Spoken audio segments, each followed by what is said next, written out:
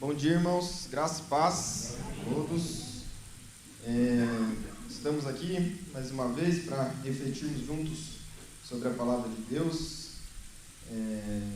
vermos o que ele traz para nós. Os pastores começaram aqui uma série de mensagens sobre o livro de João, em que será exposto todo o livro de João para a igreja, e tudo aquilo que temos a aprender com esse livro tão importante.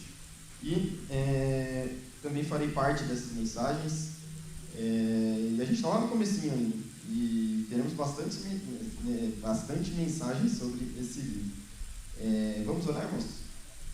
Senhor, te agradeço por mais um dia, te agradeço porque podemos estar aqui, prestando mais um culto a Ti, que o Senhor tem nos guardado e nos trouxe até aqui, Senhor. E agora, nesse momento, o Senhor, através do Teu Espírito, esteja, Senhor, expondo a Tua palavra, esteja falando aos nossos corações. Amém. Que realmente o Teu Espírito edifique a cada um de nós e que possamos praticá-la em nossas vidas, Senhor. Amém. É isso que eu te peço, te agradeço em nome de Jesus. Amém. Amém. O texto de hoje está lá em João 1, a partir do versículo 29 até o versículo 34. E semana passada, o pastor Wagner esteve aqui, aliás, estava no meu lugar. Muito obrigado, pastor Wagner, me cobriu aí, porque tive que ficar com a minha filhinha no hospital, né? Eu estava internado, mas graças a Deus já está bem, já está em casa. Muito obrigado, inclusive, pelas orações de todos da igreja. Já está bem, já bem animada, como sempre, graças a Deus. E o pastor Wagner falou e trouxe um pouco sobre João Batista, sobre a passagem em que João Batista explica aos fariseus quem era ele, de verdade. Quem era João Batista. Que ele não era o Messias, que ele não era Elias. E isso que ele explica para aquele grupo de pessoas, sobre o batismo que ele fazia, o batismo com água, que era diferente do batismo com o Espírito Santo. E no texto de hoje, nessa passagem de hoje, João Batista explica quem é o verdadeiro Messias. Porque no dia seguinte, Jesus vai em direção a João Batista. E é isso que diz o texto. Vamos ler o texto aqui. João 1, a partir do versículo 29 até o versículo 34.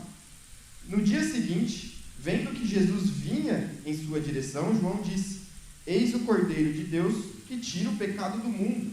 Este é aquele a respeito de quem eu falava quando disse: Depois de mim vem um homem que é mais importante do que eu, porque já existia antes de mim. Eu mesmo não o conhecia, mas vim batizando com água, a fim de que ele fosse manifestado a Israel. E João testemunhou dizendo: Vi o Espírito descer do céu como pomba e pousar sobre ele. Eu não o conhecia. Aquele, porém, que me enviou a batizar com água, me disse: Aquele sobre quem você vir descer e pousar o Espírito, esse é o que batiza com o Espírito Santo. Pois eu mesmo vi e dou testemunho de que ele é o Filho de Deus. Então, os fariseus tinham ido lá questionar quem era João Batista. João Batista explica que ele não era o Messias, explica que o Messias viria depois dele, que ele estava simbolizando, que ele estava apontando para o ministério de Cristo. E no dia seguinte, Jesus aparece no deserto onde João Batista estava, vindo na direção de João Batista, e ali João Batista tem a oportunidade de explicar quem é realmente Jesus, de quem ele estava falando, para quem ele apontava. E o termo primeiro aqui que João Batista usa para explicar quem era Jesus, quem era o Messias, é o termo Cordeiro. É um termo muito conhecido para nós cristãos, para aqueles que já estão há muito tempo na igreja, o Cordeiro de Deus. Mas é sempre bom a gente relembrar o que essa figura de linguagem quer dizer para a gente.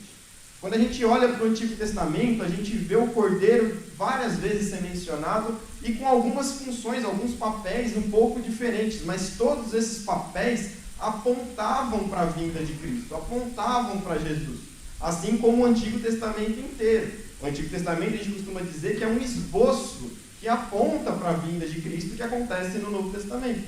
E a primeira passagem importante assim que a gente vê o Cordeiro na Bíblia está lá com Abraão e Isaac. A passagem bem conhecida onde Abraão leva o seu filho para ser sacrificado, o seu único filho, o seu filho da promessa.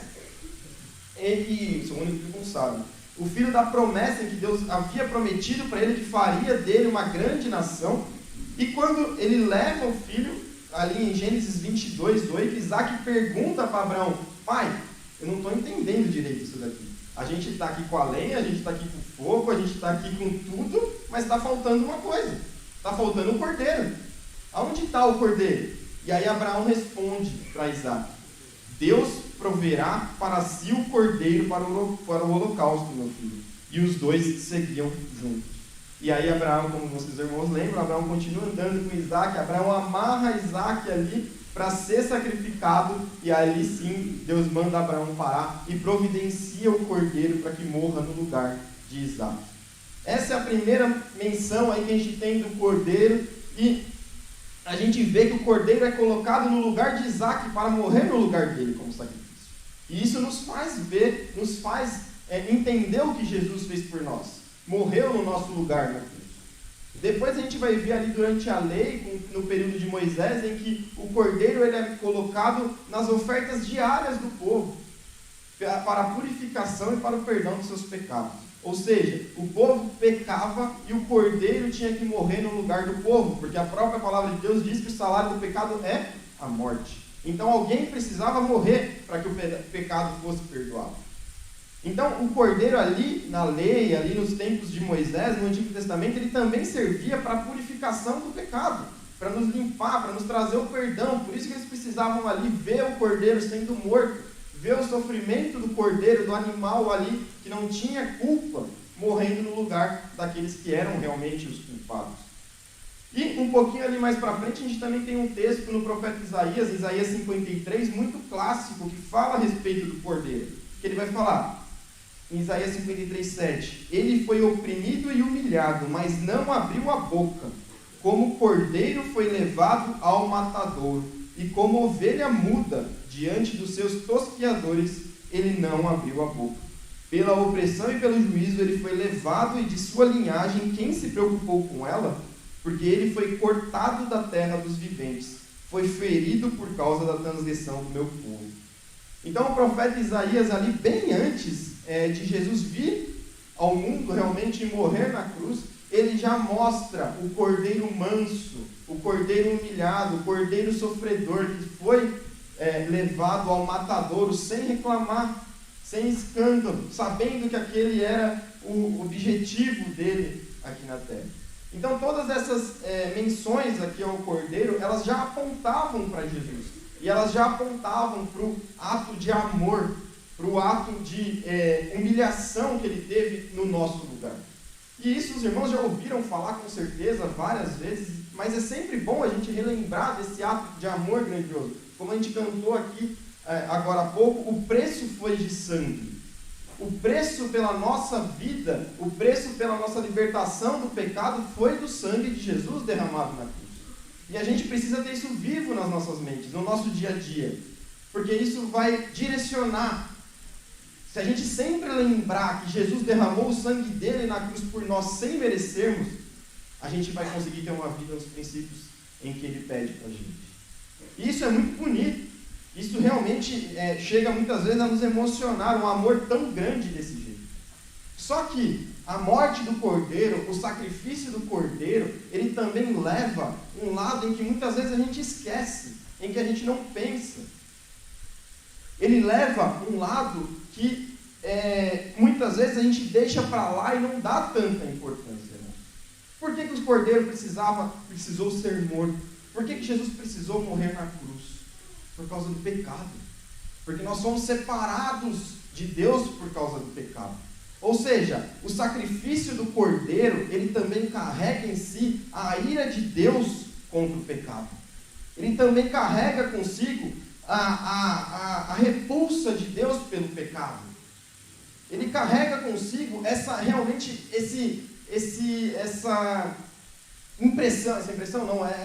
consciência de que o pecado é ruim, de que o pecado é maligno, que o pecado nos afasta de Deus. Ele é tão ruim, ele é tão maligno, que Deus mandou o Filho dele para morrer na cruz pelo nosso pecado. Ou seja, a gente precisa ter essa consciência de que realmente o pecado faz mal, que a gente não pode se acostumar com o pecado. E isso nos diferencia muito de todas as outras religiões, Porque normalmente, nas outras religiões, os adoradores fazem sacrifícios para os seus deuses. E no cristianismo, o próprio Deus se fez sacrifício pelos adoradores. Olha a diferença. O Deus veio a ser servo. O Deus abriu mão da sua glória e se fez sacrifício por nós, adoradores. Isso nos diferencia. Isso nos constrange. Isso nos faz realmente querer adorar a Deus por amor, por gratidão ao que Ele fez por nós, e não por obrigação. Quando a gente pensa nisso, quando a gente pensa nesse sacrifício, no próprio Deus se sacrificando por nós, por causa do pecado, isso deve também nos trazer a mesma repulsa pelo pecado que Deus sente. Quando a gente vê no versículo 29, no versículo 30, 29 mesmo, em que ele vai falar: eis o Cordeiro de Deus que tira o pecado do mundo. Jesus veio para a terra, irmãos, não para esconder o pecado, não para passar por cima do pecado, não para colocar o pecado debaixo do tapete. Jesus veio para o mundo para tirar o pecado das nossas vidas. E é isso que a gente precisa fazer. É fácil? Não é fácil, irmão.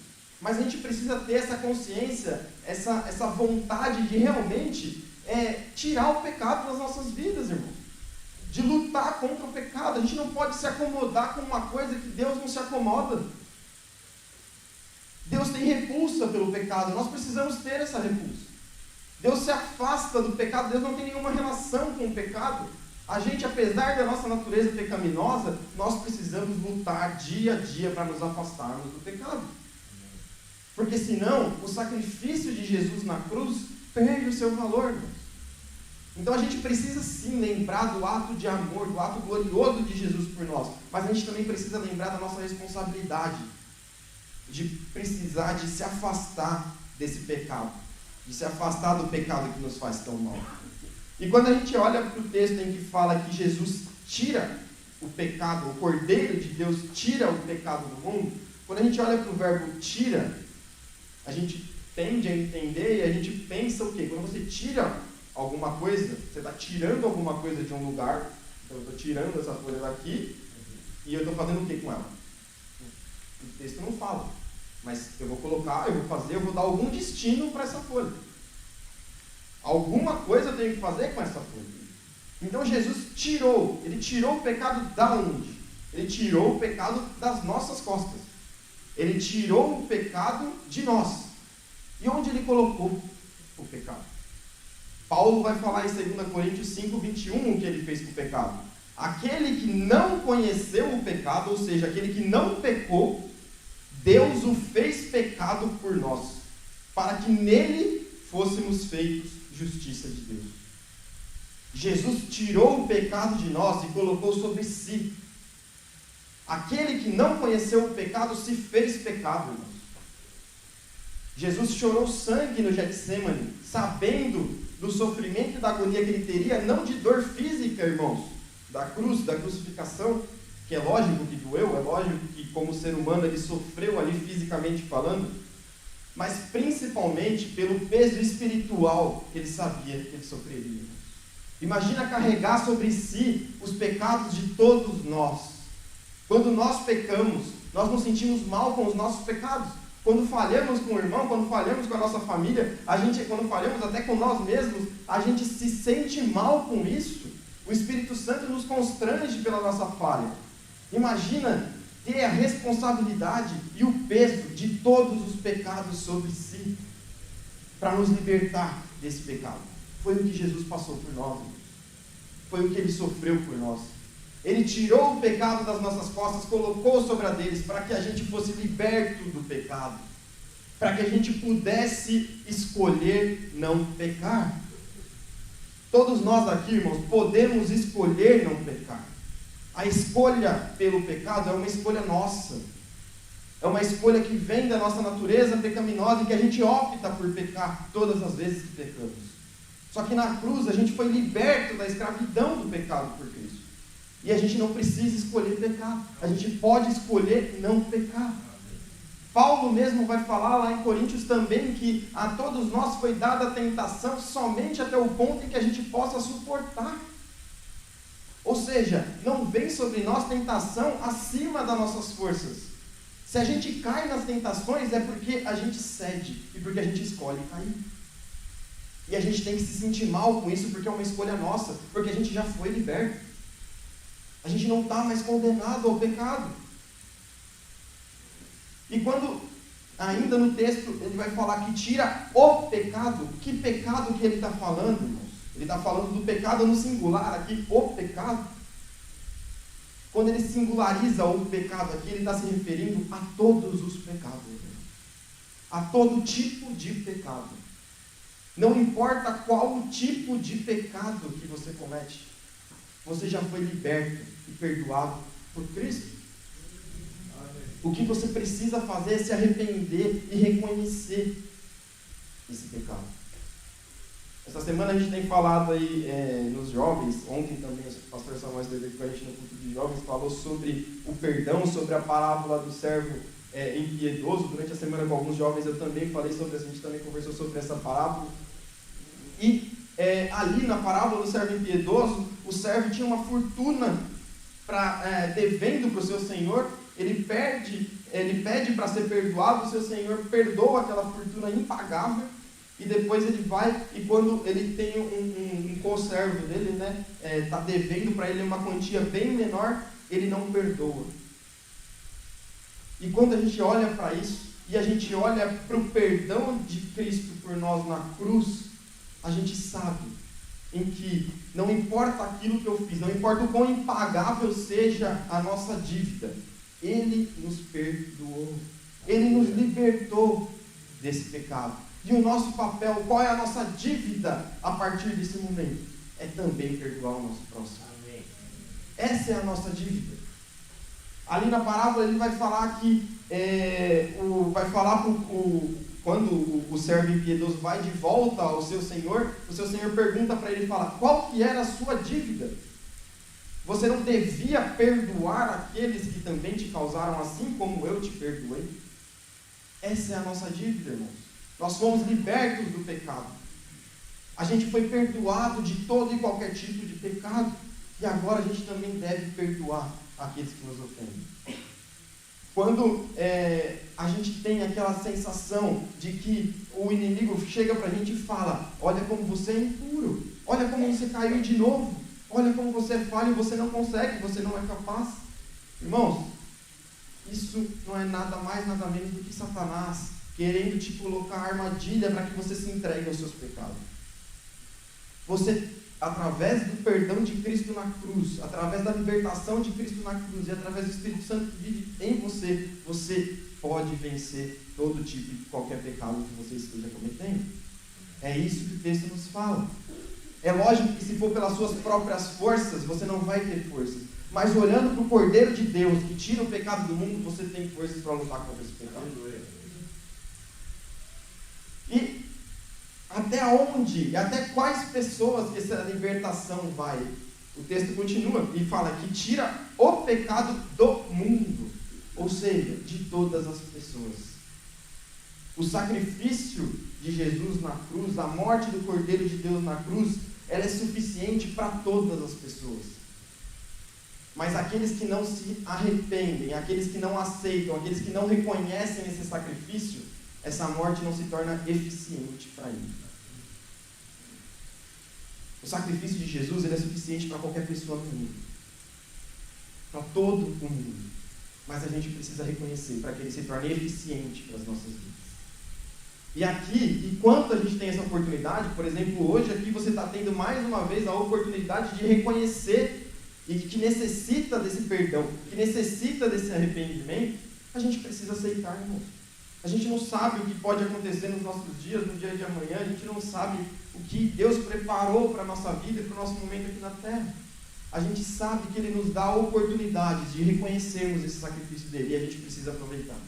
A gente precisa se apegar, a gente precisa reconhecer para que possamos ser realmente libertos desse pecado. E aí no versículo 30 e no versículo 31, João vai falar aqui, este é aquele a respeito de quem eu falava quando disse, depois de mim vem um homem que é mais importante do que eu, porque já existia antes de mim.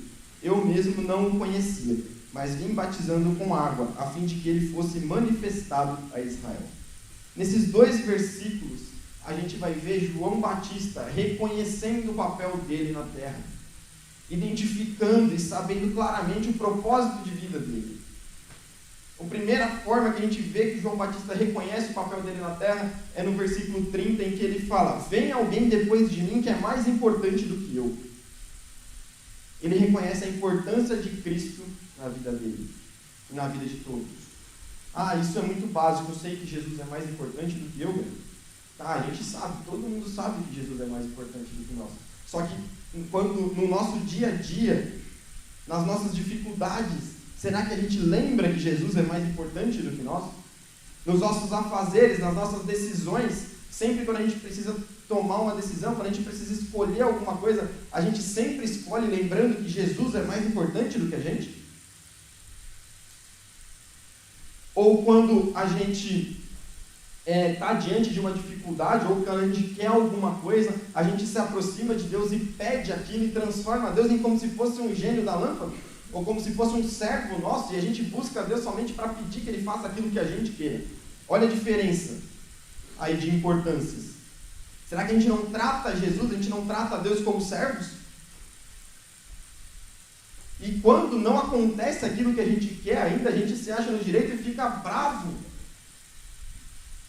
de não estar recebendo aquilo que a gente quer, ou então de estar recebendo uma coisa que a gente não quer. Não, eu não merecia isso. Quando a gente olha com os olhos humanos, Jó também não merecia o que aconteceu com ele. Mas quando a gente olha para o sacrifício do Cordeiro na cruz, a gente merecia o pior. Porque a gente já nasceu condenado ao inferno. E Jesus, pela sua graça, pelo sacrifício do Cordeiro morto ali na cruz, a gente foi salvo do pior. Então não tem essa de que, eu mereço aquilo, eu não mereço. A gente nasce condenado, irmão. E é isso, essa troca de prioridades é a gente não reconhecer a importância de Cristo nas nossas vidas. E o papel de Cristo nas nossas vidas. A gente precisa cotidianamente lembrar que Cristo é mais importante do que eu.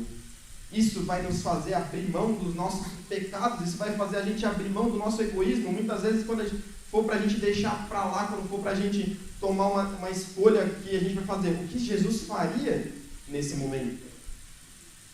Eu vou tomar a atitude pensando na importância de Jesus acima da minha ou na minha importância acima de Jesus? E é isso que o João Batista faz. Ele mostra que ele tinha ali o seu ministério, ele batizava com água, mas ele sabia que aquilo não era o mais importante. João Batista tinha seguidores, tinham pessoas que iam atrás dele e ele estava fazendo sucesso, irmão, porque como vocês viram semana passada, mandaram os fariseus ali ver o que ele estava fazendo.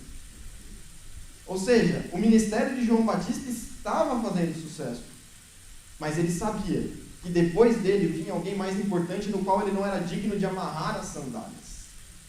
Isso, ele não deixou o sucesso dele subir para a cabeça. Ele sempre soube que Jesus era mais importante. E a segunda característica é que ele fala: eu mesmo não conhecia, mas vim batizando com água, a fim de que ele fosse manifestado a Israel. Primeiro, uma pergunta aqui só para tirar a dúvida dos irmãos. João Batista fala que não conhecia Jesus, mas como assim? Eles eram primos. Será que João Batista nunca tinha visto Jesus? É difícil a gente acreditar dessa forma. Provavelmente o que João Batista está se referindo aqui é que ele não conhecia Jesus como o Cristo, até o momento em que ele vê o Espírito Santo descer sobre ele no momento do batismo através da pomba. Então João Batista não conhecia Jesus como Cristo, na função de Cristo. Ele conhecia como primo dele, provavelmente, mas como Cristo não. Mas mesmo sem conhecer Jesus como Cristo, ele sabia que o ministério dele servia para um motivo, irmão, para que o Cristo que vinha depois dele fosse manifestado para Israel. Os nossos dons, o nosso ministério, a nossa vida, o nosso cotidiano ele deve servir para que Cristo seja manifestado para as pessoas, assim como o ministério de João Batista serviu. O nosso trabalho deve manifestar Cristo. A nossa família deve manifestar Cristo. O nosso papel como pai deve manifestar Cristo. O nosso papel como filho deve manifestar Cristo. O nosso ministério na igreja deve manifestar a Cristo. Isso é o reconhecimento do seu papel aqui na terra. É saber que os seus dons, os seus talentos, as suas obras, todas elas, as suas atitudes, devem manifestar a Cristo. Amém. Devem apontar para Cristo. Assim como o Antigo Testamento inteiro apontava para Cristo, João Batista sabia que o ministério dele também apontava para Cristo. E nós devemos saber que a nossa vida deve apontar para Cristo. As pessoas precisam enxergar em nós Cristo. Assim como João Batista tinha, ele não sabia, não conhecia Jesus como Cristo, ainda não sabia direito o que ia acontecer, porque ele não tinha a história toda pronta na mão dele, a gente também não sabe como será a segunda vinda de Cristo, irmão. A gente tem a segunda vinda de Cristo como um esboço, assim como João Batista tinha a primeira. A gente não sabe quando vai acontecer, a gente não sabe como vai acontecer, a gente não sabe de qual forma vai acontecer. A gente tem um esboço que a palavra de Deus mostra para nós. Mas, através desse esboço, assim como João Batista apontou para o ministério de Cristo, manifestado em Israel, a gente precisa apontar para Cristo, para as nossas pessoas que estão ao nosso redor. Apontar para a segunda vinda de Cristo. É isso que o nosso dia a dia tem que fazer. É isso que o nosso trabalho precisa fazer. É isso que a nossa família precisa fazer. É isso que o nosso namoro precisa fazer. É isso que o nosso casamento precisa fazer. Será que o nosso casamento aponta para Cristo? Será que a forma que eu trato a minha esposa aponta para Cristo? Será que a forma que eu trato o meu marido aponta para Cristo? Será que a forma em que o namoro que eu tenho com a minha namorada está apontando para Cristo? E assim a gente pode fazer essa pergunta para todas as nossas atitudes, irmãos. Porque é isso que a palavra de Deus quer que a gente faça. Esse é o nosso propósito aqui na terra. Apontar para a segunda vinda de Cristo, para que as pessoas enxerguem essa segunda vinda através das nossas vidas. É isso que a gente deve fazer.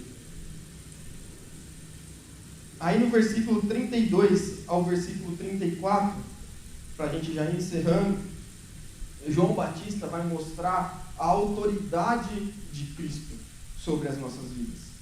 E João testemunhou dizendo: viu o Espírito descer do céu como pombo e pousar sobre ele. Ele está falando do batismo de Jesus.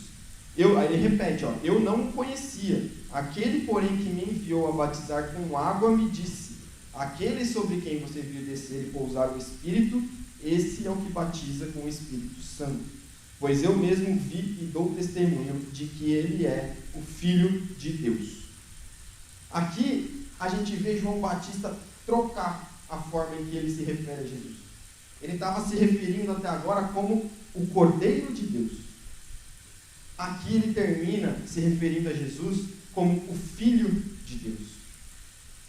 E qual que é a diferença nessa forma de se referir a Jesus? Ele está se referindo a Jesus da mesma forma? Está querendo mostrar Jesus de qualquer jeito? Faz toda a diferença, irmãos. Como a gente já falou aqui, quando a gente olha para Jesus como cordeiro, a gente vai pensar no cordeiro morto na cruz. A gente vai pensar no cordeiro sofredor. A gente vai pensar no cordeiro manso, que foi humilhado, que foi maltratado e que morreu na cruz por nós. Quando a gente olha para Jesus como o Filho de Deus, depois de manifestar, como ele falou, a nossa vida apontando para o Filho de Deus, a gente vai olhar o Filho de Deus que está sentado à destra do Pai governando as nossas vidas. A gente vai olhar para a autoridade de Deus sobre as nossas vidas. A gente vai olhar para o Jesus que já morreu na cruz, mas ele já ressuscitou, ele já está vivo, e ele está sentado à destra do Pai governando sobre nós, governando o reino dos céus que já se inicia nessa terra. Ou seja, a autoridade de Cristo sobre tudo o que acontece aqui é soberana.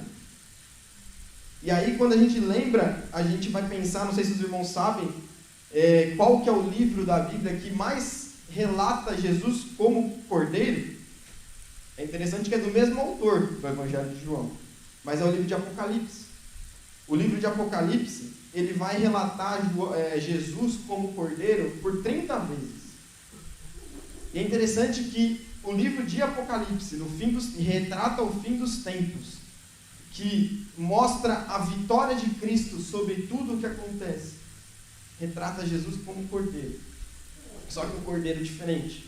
E eu vou ler com os irmãos aqui, para a gente encerrar, Apocalipse 5, do versículo 6 até o versículo 13. Então vi, no meio do trono e dos 4 seres viventes, entre os anciãos, em pé um cordeiro, que parecia que tinha sido morto. Ele tinha 7 chifres, bem como 7 olhos, que são os 7 Espíritos de Deus enviados por toda a terra. O cordeiro foi e pegou o livro da mão direita daquele que estava sentado no trono.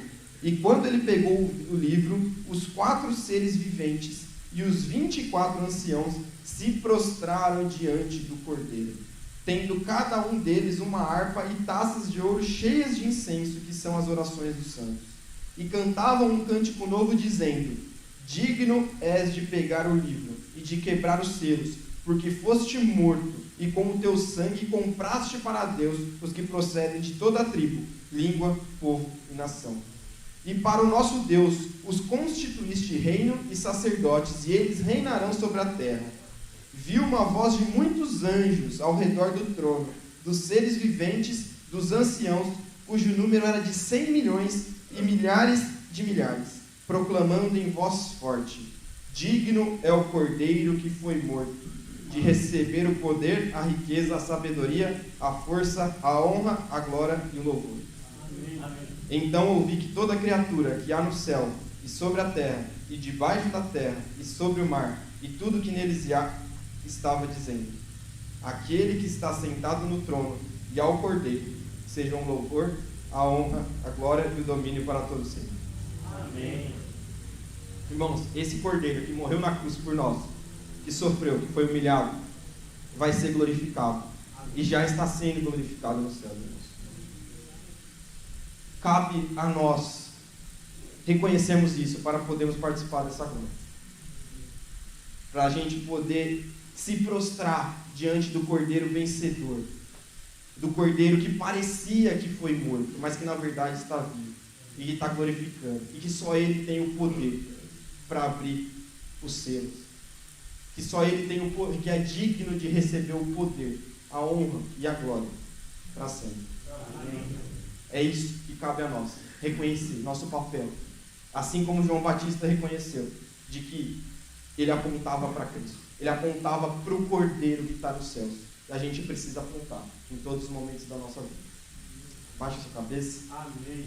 Senhor, eu te agradeço pela tua morte, pelo teu sacrifício na cruz por nós, Senhor. Te agradeço porque o Senhor derramou o seu sangue, Senhor, para nos libertar de todo e qualquer tipo de pecado, Senhor. E através do teu sangue podemos, Senhor, escolher não pecar. Te agradecemos, Senhor, pela tua autoridade sobre esta terra, pela tua autoridade sobre tudo que acontece debaixo dos céus e da terra, Senhor. Te engrandecemos, porque o Senhor é digno, Senhor, de todo poder, toda honra, toda glória, Senhor. E nós, aqui na terra, devemos viver com o propósito de realmente te adorar em todos os momentos, Senhor. Que o Senhor nos capacite a que realmente apontemos para Ti, Senhor, em todas as escolhas da nossa vida, em todas as ações que vamos ter aqui na terra, Senhor Deus, que o nosso casamento aponte para Cristo, que o nosso namoro aponte para Cristo, Senhor, que nossas atitudes no trabalho apontem para Cristo, Senhor. Que a gente possa realmente entender que a nossa luta já foi ganha por Ti na cruz. Que a gente saiba, que a gente tenha em mente que o nosso alvo não está aqui na terra, mas está contigo, Senhor, o Cordeiro sentado no trono na eternidade, Senhor. Complete através do teu Espírito a palavra no coração de cada um, Senhor, que a gente possa realmente aplicá-la em nossas vidas. É isso que eu te peço e te agradeço, em nome de Jesus. Amém. Amém.